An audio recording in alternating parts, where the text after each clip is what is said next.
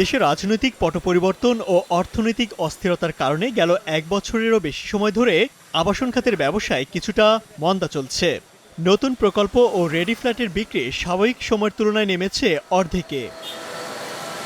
দেশের আবাসন খাতকে চাঙা করতে রাজধানীর আগারগাঁওয়ের চীনমৈত্রী সম্মেলন কেন্দ্রে বুধবার থেকে শুরু হয়েছে 4 দিনের রিহাব ফেয়ার, যেখানে অংশ নিয়েছে 220টি প্রতিষ্ঠান। মেলাতে যারা স্পট বুকিং করবে তাদের জন্য আমরা কিচেন সলিউশন এবং আদার্স কিছু আরও অফার রেখেছি। মধ্যবিত্তদের কথা চিন্তা করে বেশ কিছু প্রজেক্ট আমাদের এসছে, যেমন যদি বলি আরকে মিশন রোডে, চামেলিবাগে।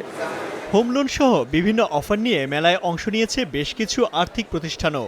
আর আবাসন কোম্পানিগুলো বড় ধরনের মূল্যছাড়ের পাশাপাশি নানা অফারের পসরা সাজিয়েছে ক্রেতা দর্শনার্থীদের জন্য। স্বপ্নদ্বার আমাদের ফ্ল্যাট অ্যান্ড প্লট দুইটাই আমাদের আছে, প্রোডাক্ট আছে।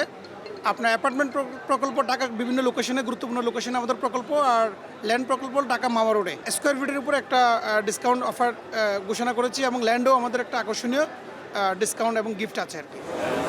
একই ছাতার নিচে শত শত ডেভেলপারের তৈরি বিভিন্ন মূল্যের হাজারো ফ্ল্যাট দেখা ও যাচাই বাছাইয়ের সুযোগ হাতছাড়া করতে চান না ক্রেতারাও। সময় পাই না, এখানে এসে ধরেন আমি আমার যে রিকোয়ারমেন্টটা আছে আমি এক ছাতার ভিতরে সব কিছু পেয়ে যাচ্ছি, তো এই জন্য আমার জন্য এটা খুব ইজি হয়ে যাচ্ছে। যেমন আমি একটা প্লট দেখতেছি, একটা অ্যাপার্টমেন্ট দেখতেছি। রিজনেবল অনেকগুলো অফার আমি পেলাম, যেমন হচ্ছে ওনাদের যেটা দেখতেছি অনেক খুব সুন্দর একটা লোকেশন, যেমন সুন্দর, আবার বিভিন্ন ধরনের সুবিধা দিচ্ছেন ওনারা। বুধবার সকালে এই আয়োজনের উদ্বোধনী অনুষ্ঠানে বক্তারা বলেন, এই মেলা ক্রেতা ও বিক্রেতাদের মধ্যে সেতুবন্ধন তৈরি করবে। এ সময় রাজুক চেয়ারম্যান ক্রেতাদের আস্থা ধরে রাখার পাশাপাশি সঠিক নিয়ম মেনে সবাইকে ভবন তৈরির তাগিদ দেন। যারা বিল্ডিং তৈরি করেন আর আমরা যারা রাজুক এটা তদারকি করি বা অনুমতি দেই, এই দুইটা পক্ষ যদি এক হয়ে সততার সঙ্গে, দেশপ্রেমের সঙ্গে যদি আমরা এই কাজটি করতে পারি, তাহলে কি মোবাইল কোড লাগবে? আমার বিশ্বাস মোবাইল কোড লাগবে না।